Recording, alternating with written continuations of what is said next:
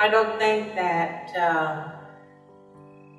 the realization that I want to be a writer was clear. I think it's something that happened very gradually.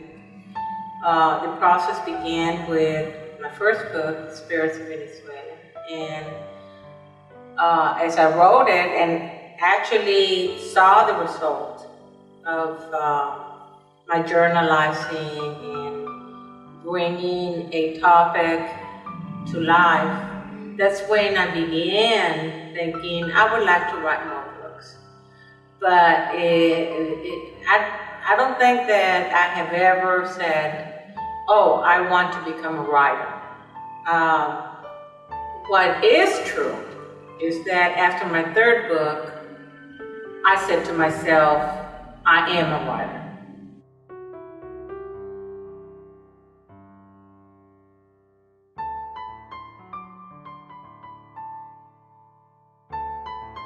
My first book is about how I became more spiritual, not religious, but spiritual. And as part of that process, I became more psychic, more aware of paranormal activity. 99%, I would say, of this book is personal. It's real.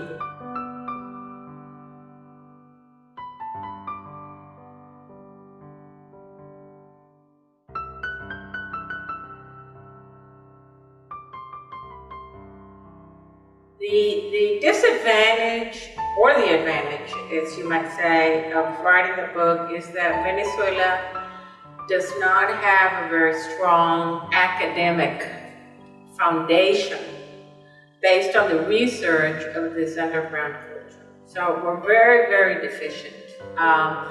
Unlike Cuba, for instance. I mean, there are a lot of, or there's some very respectable academic books that study Santeria.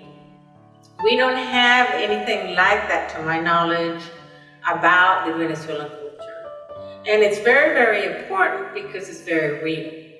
I had some support from friends mentioned in the book, but it's about that and my discovery through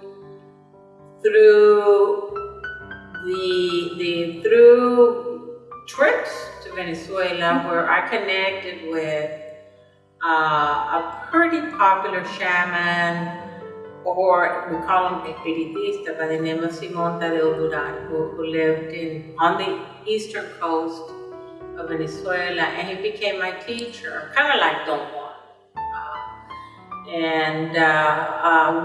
We did take many trips throughout Venezuela, where he led me to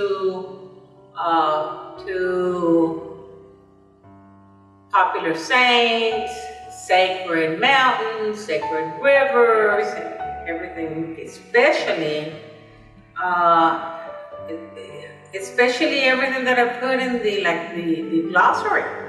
All that is based in what I have learned about the underground spiritual culture of Venezuela.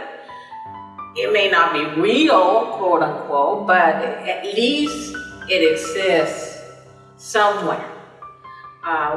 Either verbally, orally, in books, etc.